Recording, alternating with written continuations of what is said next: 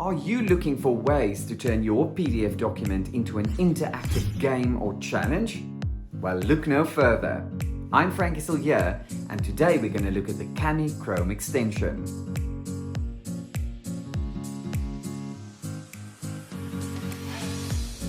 Cami is a powerful tool. It allows your learners to upload videos to your PDF document, to draw on your PDF document, and much more. Are you ready to explore the power of Cami? Let's dive right in. Remember, if you're not sure how to add the Cami Chrome extension to your Chrome browser, head over to frankiesillier.com and click on the Cami section. You will then find step-by-step instructions that show you exactly how to install the extension, as well as how to sign up to the Cami platform. For more resources, go to frankiesillier.com and you will find a variety of things that you can use to make your teaching more impactful, including classroom posters and other how-to articles and videos. Before you can start using the Cami Chrome extension, you will of course have to create your lesson. And you can use a variety of platforms or applications to do this, including Google Docs, as long as your program or application allows you to export or download your document as a PDF. Because that is what Cami is all about. It's about taking a static PDF document and turning it into an interactive activity. After you've created your activity and you're ready to download it and use Cami, you'll head over to File in Google Docs, click on Download, and choose PDF Document. For today's example, I'm going to show you an activity that I created in Adobe Illustrator, and I love using Illustrator because it just gives me a little bit more freedom to move things around exactly where I want them to be. As mentioned before, you can use any application that can export your file as a PDF. Before we start looking at Cami, I'm going to share with you 4 things that I keep in mind when I create my activities. The very first thing that I focus on is my skill or skills that I've taught the learners. In this case, it was keyboard shortcuts, how to make my words stand out or pop. And the keyboard shortcuts for bold and underline is of course Control B and Control U. The second thing that I love focusing on is emotional intelligence, bringing emotional well-being into my classroom. And when you look at the tools section of my activity, you will see that I added a few icons that show the different emotions that the characters in the story might experience. The third thing that I include in my lessons is an element of creativity. I ask my learners to draw pictures. This just makes them a little bit more excited to complete the challenges and keeps them engaged. I use the following story in my activity. One day on a planet far, far away lived a friendly alien, Captain Underline. She could not visit her friend, Agent Paul, because of the COVID-19 pandemic. Her planet was in lockdown. To make it more interesting for my learners, I divided my activity into challenges. Each challenge had 2 questions. The first question focused on the skills that I taught my learners, and the second part of my challenge included emotional intelligence. For question 1, I asked my learners to copy and paste the names of the 2 characters in the paragraph above. Learners then had to go to the paragraph, highlight the character's name, copy it, and paste it in the skills section of my activity.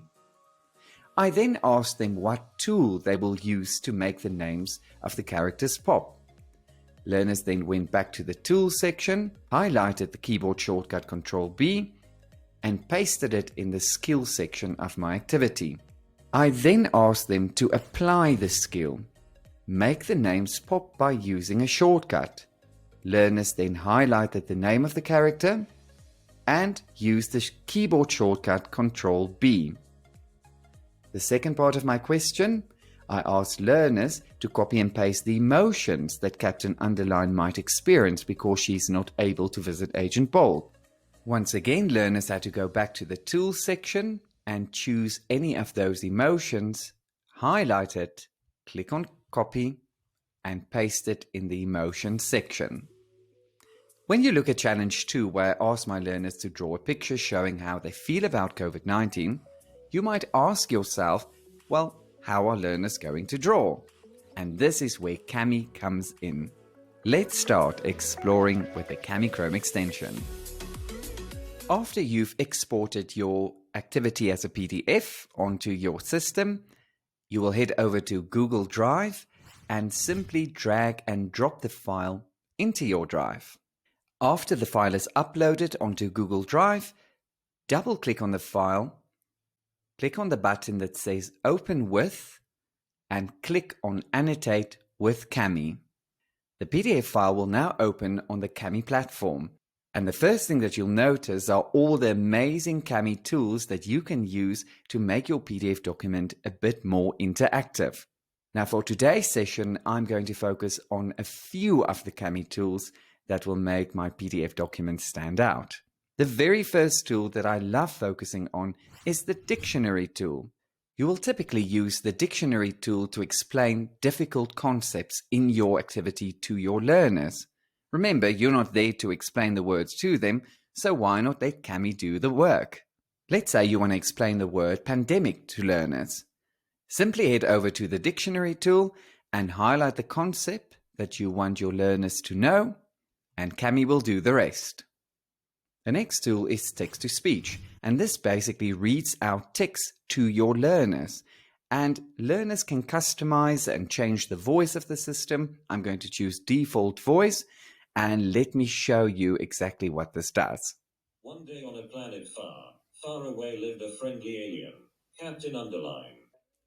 This just makes your activity a little bit more engaging, and let's say you've got words in your PDF activity that is difficult to pronounce, learners can simply click on the text-to-speech tool and hear the pronunciation. The next Cami tool that I absolutely love is the comment tool, and this allows the teacher to give learners more information about specific sections in the PDF document, or to ask learners questions.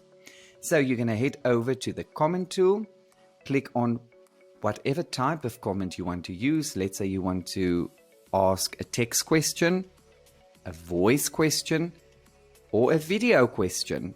That is my favorite, by the way. I'm simply going to click on video and highlight text in my PDF document. Let's say I want to talk about tools, or I want to ask learners a question about tools. I will click on the comment section, choose video comment, highlight tools, and let's see what happens. Can you tell me what we use tools for? When you're done, you simply click on done. And then when learners open the document, they will simply click on play.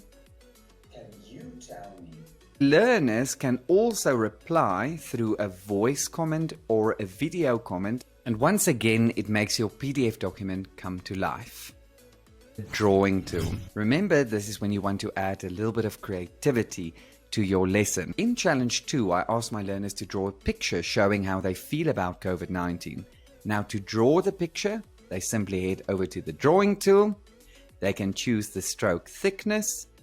They can choose a variety of colors. And once they've chosen their color, they can start drawing their picture. Learners can also use the shape tool to complete their pictures.